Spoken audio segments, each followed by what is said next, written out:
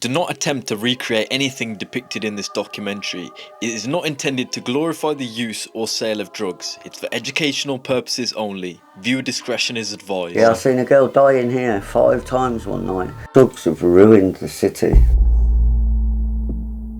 Coventry, a city in the UK with the second highest crime rate per capita. Residents here consistently witness violence, drug use and poverty. I'm here today to take a deeper look into their stories and the struggles they face. I've got my audio with us and he's kicking off. He's like, what you doing? He's just kicking off because I'm still using it. It's a summer's evening in Coventry and business is booming for this young drug runner. It's too late one dog. There's a tenner boxed off me debt. And you wouldn't even take a yesterday. Couldn't believe it. You have to say it. No, I only had a few bits on me in it, that's what it was. 7 ton, I've got the money and all you're silly not come tick me. Telling ya. There's a ton off me debt anyway, mate. Yeah. I'll take you now, I don't have no tick on me last night, that's what I'm saying. So it's a little one of each again then, and then I'll box up your towel. Took my last brown off me, well, just too late. So I owe you $5 still, and then too late to 10, so 15 quid again. Yeah? So that's 20 in it. Huh? No, yeah, 2.15 and then a 5, so that's 20 in it. No. I owed you 15, so I've just given you 10 off the 15. So you owe me a 5 and then you just had 2 on 2. You're right. Sorry. My bad. Can't save. Stay safe, man. I will, man, safe. Bye-bye. Have a look. Yeah. I can't put everything in this documentary on YouTube. It's gritty and raw. To see the full uncensored version, join my Patreon for as little as £1 a month. To lads like this, cash is the priority, not the drugs' effects on the community. And my little sister, she was a heroin addict from she was 11 years old. And I left Coventry when crack hit Coventry because I didn't want nothing to do with it because it's bad, right? Yeah. I moved to North Yorkshire and I lived there for 20 years. Over that 20 years of me living in North Yorkshire, I got a phone call 6 times telling me, you need to get to a certain hospital. We've took your sister in, she's OD'd and we're not expecting her to make it.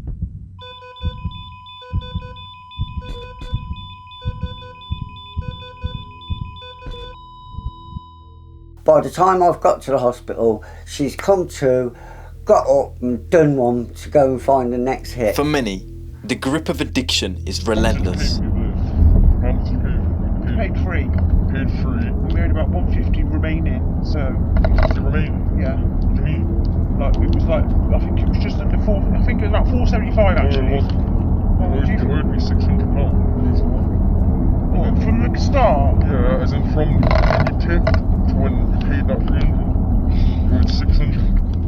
Yeah? And then the holders in that building, so I'd say it's about 850 or so. They doubled it, that's what I'm saying, fam. It would have been... When you said that, I was thinking, what's you on about, man? It's only about 4 or 5 bills. Nah, it was 6, and then them man said that would work, because you gotta remember, it was like a week and a half or a week after it was supposed to be paid. No one does that at the time. No. So it's a sunny day in England and I'm on my way to Wood End in Coventry, one of the highest crime areas within the city. I've seen guys going to jail, yeah? Yeah. And when you hear their story, they've fucking put a house on crack. Put a house on crack. You know, they used to go 3 holidays a year on a couple of cars in the fucking car, and they're in jail and even getting visits. That's how, you know, because that drug turns you to a psychotic. You know what I mean? Come and stand outside these shops between 4 and 8 of a night time. Okay. Tell me I'm wrong, yeah? So come here tonight at 4 to 8 p.m. Anytime from 4 to 8 p.m, mate. No offence. You ain't welcome in the area because they don't know you. Okay. You won't get anywhere near the shops. If your face don't fit, you don't belong round here. Okay. So it's like a high no, problematic we all look out area. for ourselves because the government don't give 2 shits about deprived areas. Of course, I hope you okay. are recording because it's the truth. Everyone round here has all. Do you know what? We sit and listen to all these politicians and all these people go, oh, this area, that area. This area has been deemed the Compton of Coventry. No, it isn't. Yeah. We are nothing like the Americans, nothing whatsoever. Yes, there's street violence, but why? Because the government's not running properly. Yes, there's problems in the streets. Why? Because the police are underfunded, the council are underfunded, people are underfunded. In this area, what is there for the kids to do? Where's the play centres? Where's the community centres? Where's the parks? You can't walk around, and it's not just this area. It's 99% of England right now. You cannot walk around, you cannot feel safe, and you want to know why? Because the government don't give two shits. And there's the truth. Thank you. What about you, boss? What do you think? He'll back any one of his customers that come in the door, mate. Do you like working here? No, I enjoy working here. You enjoy working here? And have you ever had any problems? Like, has anyone tried to rob the store, anything like that? No, he's the one that actually deals with all the problems in the area. Okay. This man should actually be given a medal for what he does for this area and how everyone actually comes to him and says, Bill, can you help us with the kids? Because they listen to the community, they listen to the elders of the community. Yeah. They ain't going to listen to somebody that's coming in going, oh, well, you can't do this, you can't do that, you can't do the other.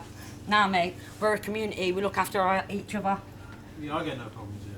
And if you guys could like improve the area, what would you do?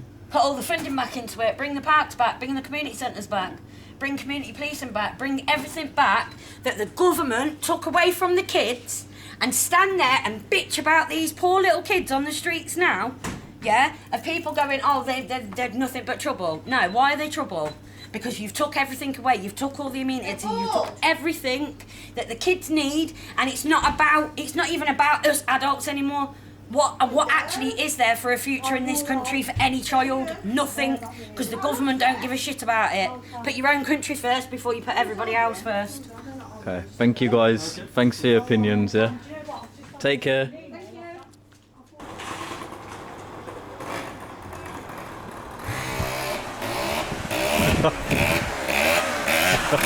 It's hard.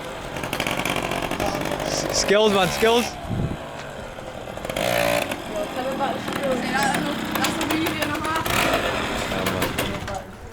Man's got skills, man. Yeah. What's up, mate? Do you know why you get stoned from around here?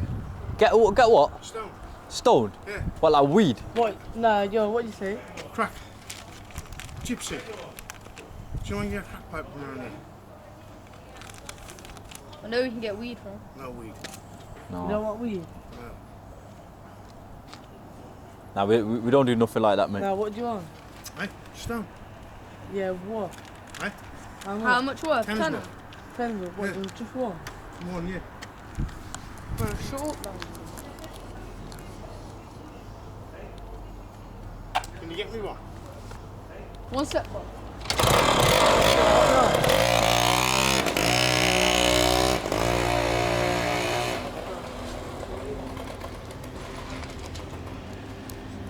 I don't know what's going on, but that young lad is probably about 12 years old.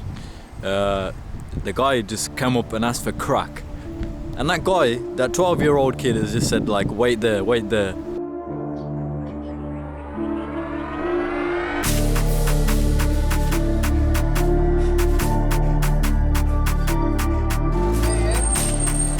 Jeez! One more tumble. So yeah, I'm waiting for that buzz now to go to another high crime area in Coventry. There I have an interview set up with a 16-year-old drug runner. So yeah, I'm gonna get there. I'm gonna ask him a few questions and get a little bit of insight into what it's like to live that life at such a young age, man. See you there. Okay, so I'm waiting in this little alley to meet this geezer. Honestly, what am I thinking, man? Could be a setup or anything. And like, look at their estate, man. It's like a whole square, man. Like proper little alleys and shit. Yo, this is out. Hello? Yes, you did. Yeah, well, go on. He can see you. He said, come into me. I've just met up with S. That's your name, innit, bro? S, yeah. And I'm just gonna ask him a few questions about this life, man.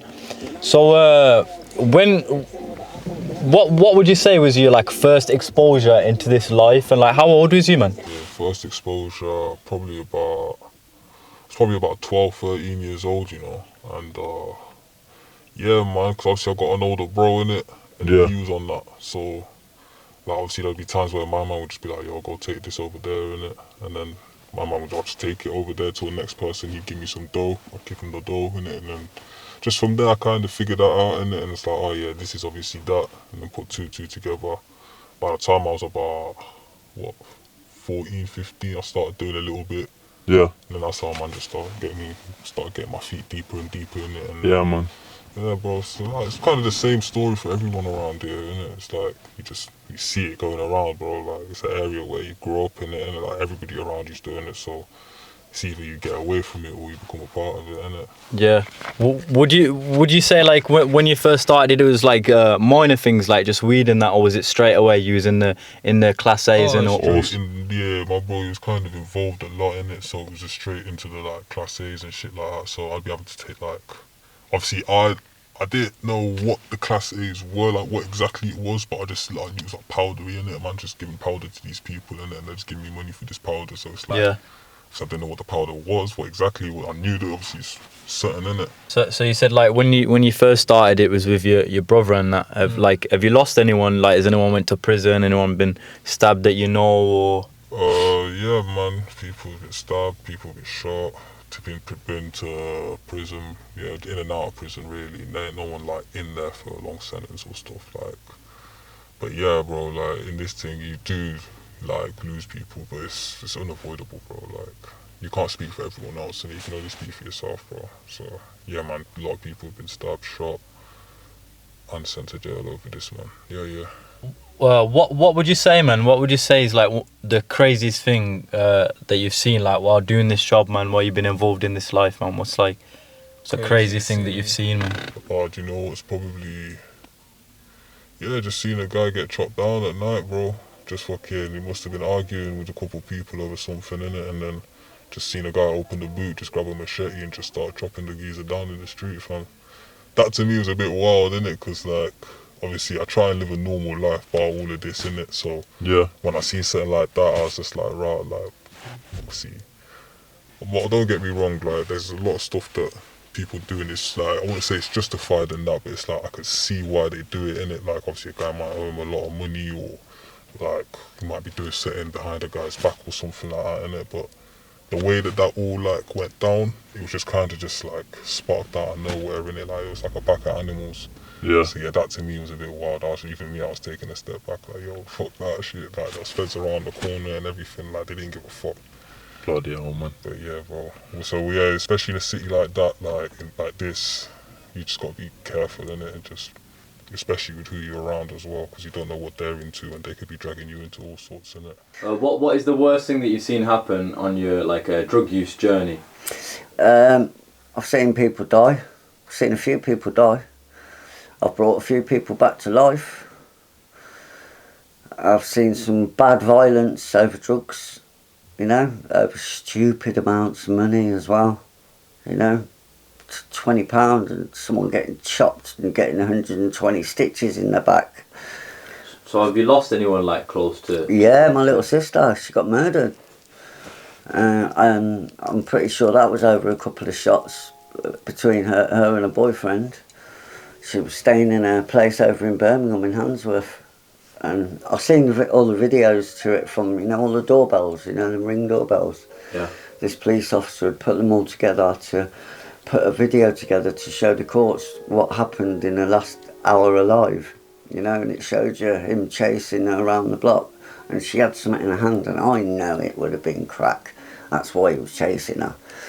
And he's caught up with her, and he beat her to death in the house. So I've got her ashes on the windowsill. What would you say the most you've made in like a day is, man? The most in a day? Yeah, the most you made in a day, man. Yeah, man, there's probably people out there that have made more than me, but in a day, bro, I probably took home like about two and a half grand in a day. Okay. Yeah, man, that wasn't just stuff like obviously drug stuff. Obviously, I was doing like other things. So like I had a little lick, like a fraud move, And obviously I made a lot of money off the bud that day as well. So, you know, when you add it all up and that, like, bro. 2.5 grand. Like, there's someone's like monthly earnings in a day, man. Yeah, Like people are working at like Poundland 40 hours a week, mate, making 1,200 a month, bro. You made two months' wage in a day, man. Yeah, man, Oh dear. it was alright, man. Yeah. And what would you do with the money, like? Honestly, bro, that's the thing with this lifestyle as well, because as quick as you get the money, you want to spend, like, just spend it quickly, bro. So honestly, just going out, fucking buying clothes, fucking partying, you know what I mean, for driving around, that stuff, bro. Like, just eats up your money, bro, in a week, fam. I'm trying to spend that in a day, bro. Literally, sometimes I see people spend like 10 grand in a day, bro. Just come 10 grand, go into a shop, bro, like Selfridges or something, just innit? And do you feel like that's because like you and maybe the other people that don't want to have like big piles of money around them, like so it's a bit hot having like loads of cash, like? Do you know what, bro? It's because they can. It's because they can. It's because they can, innit? They've got the money, so they just literally spend it because they can make it back in like about a day or two, bro. Like, especially when you got business like that. Obviously with the classic, like if you're a brick man, then bro, you just literally sell a brick and you got your little money, you can go shopping or do whatever, bro. So yeah, man, that's why they spend it like that, because they get it as quick as they spend it. You know what I mean? So yeah, man. Yeah, I can't understand it, and obviously I'm not like justifying it, but if you've got the money and you can do that, then why not, innit? Yeah, man. And it, like if there's any like younger lads watching, like what advice would you say to them? Maybe I've chatted to so many people in these areas that are like, you know, they look at this lifestyle, like even some 13-year-olds today, and they're like, oh, you know, we carrying noise, we want to be hard, want to do road and that, and they don't really know what it's like, man. What would you say to some lads like thinking about getting into this like game, man? All I say is if you've got to carry a knife to go places, then don't go to them places, bro, like literally. And if you've got like, I just wouldn't recommend this for anyone, bro. Even don't weed, coke, all of that stuff, bro. It is not worth it, mate. Just stay in school. If you can't do school, bro, just go college. Literally, there's stuff out there, yeah, to where you don't have to do this, bro, because it's not like it's not saying like it's a trap, bro. It's literally a trap, bro. Once you're in, like, it's tough to get out, bro, because you get so used to it and that, and it's not a life, bro. Like, there's bigger stuff, there's way more to life than this, and that's the only way I can put it. I wouldn't recommend it for no one, bro, and I wouldn't wish it on no one either, bro. Like, hell no, man. Yeah, well, I appreciate you like sharing your story and that, man, and I hope like any of the younger viewers like listening and listen to your advice and what you said, and hopefully they can like gain some insight and say, oh, maybe it's not the right thing that we're getting into, innit? Trust me, it's not, man. They should go to school, bro. Like, not even go to school, but like just do something that's not this, innit? Because like, yeah, you get money and this and that, bro, but there's a lot of drama and a lot of stress that comes with it, bro, and you don't want to be walking around every day. You'll have to look over your back, bro, because that's not a life to live, innit? Like, yeah, see man. People, you know, like, I've tried my best to live through, like, not through other people, but like, to see what other people are doing and be like, right, okay, I shouldn't do that, you know what I mean? Like, people watching, basically. So I just recommend that you do the same, you know what I mean? You see people like that and just watch them and just see the type of shit they get into, and then just ask yourself, is this a life you want to get into, innit? And then, yeah, man, go from there. Yeah, man. Yeah, thanks for your time, bro. Appreciate that, man. While some young lives are entangled in drugs, others strive for a different future. I met a 17-year-old with dreams of a YouTube career. He agreed to show me around the areas he grew up in and share some stories. Alright, so right now we're in the Burges, and the Burges, this is somewhere that it's like everyone knows you just don't come here at night. We're in the city centre, but this is the one part of it that you just don't really come to at night. So this is where the McDonald's and that is, and basically if you're not about that life, you're not here after dark. Like, when it gets to dark, you don't come here after night. So for example, one time I was here, I'm a YouTuber, yeah, so I was recording YouTube videos and I was doing like public questions and all of that on this strip. Then it got dark and I was like, oh, let me just like get out now, yeah. And I've gone home, literally as I've touched my house, I've looked at Instagram and it's saying stabbing in Burges McDonald's. And how it must have happened was, they said that there was like two people were having beef or whatever, and one of them ran into McDonald's and jumped over the counter to get away from the guy, and that guy jumped over the counter after him and just bang, just stabbed him. So he's obviously come in, jumped over this counter, jumped after him, and just gone down, man, isn't it? Yeah. Hopefully he's okay though. When I was in school, I definitely saw people that I was friends with go down that path, and then we sort of split ways. I don't know how it all happened. Like, we were friends in school, then when we left school, obviously people go their own ways, and then you see them about, and it's like, oh, that's the life that you chose now. Let's go down this way. Yes, my bro. What are you celebrating today, man? Just being happy, man. Yes, come on, we love life, that. Come on, you know what I mean? We're making a documentary about Coventry, man. You got anything to say about the city? I've been in Coventry all my life, yeah? Yeah. I come from Woodend, yeah? I think, yeah, Woodend, right? Everyone said Woodend was a bad place. No, it weren't. I went there yesterday. It's a council estate, yeah? I've been bought there since I was born, yeah? And I'll tell you a bit about me, yeah? Right. My name's Paul Platch, yeah? My nickname's Platsy, yeah? Government name, yeah? And I got put in care at the age of 9, yeah? In Woodend, yeah? I've done 15 years in prison, yeah? I've never hurt nobody in my life, yeah? I come out of prison and I live just here now, yeah? I made a new life. I made new friends and a new life. And Woodend, Coventry's a brilliant place to live. It's cultural, isn't it? Would you say it's city of culture. Would you say it's changed over the years? Change, it's well changed. For the better? I come out of prison, yeah? I couldn't believe the change. Yeah. I couldn't believe the change. Yeah, it's changed for the better, but the only thing that I did notice that I feel sorry for people for is bad for drugs. Bad for drugs, yeah. Because I've seen people sleep in doorways, yeah? And I've never seen that before I went to prison. When I come out, I thought, what's going on here? And they city centre. I used to give them £5, £10, but then I thought, nah. I said, yeah, I'll buy you food. I wouldn't give them no more money because I'm feeding the habit with drugs. 1 minute, shush you. I'll tell you one big change I've noticed. Right, one big change I've noticed since I come out of prison 4 years ago, yeah?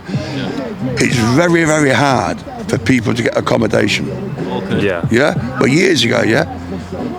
I've been with them, yeah? And you see a boarded up a flat or something, yeah? You go to the council, yeah? Say, I'm interested in that flat. They give you the keys to the flat now, yeah? I come out of prison, yeah? I got my flat. I live just nearby here, yeah? It took me 19 months to get that flat. So I did 4 years in prison, 19 months in the hostel, yeah? And it's very hard for accommodation. So like a lot of people in the comments on the videos, they're usually blaming like immigration and the refugees. No. What do you think about that? I just think, I don't blame any immigration yet. It's just overpopulation, I think. Okay. Yeah? Listen, if Coventry was getting bombed and we're in the war, 1 minute. If Coventry was getting bombed and all that, yeah, we'd go to a safe place for another country. So you can't blame them people coming here for safety. Yeah, but it's overpopulated.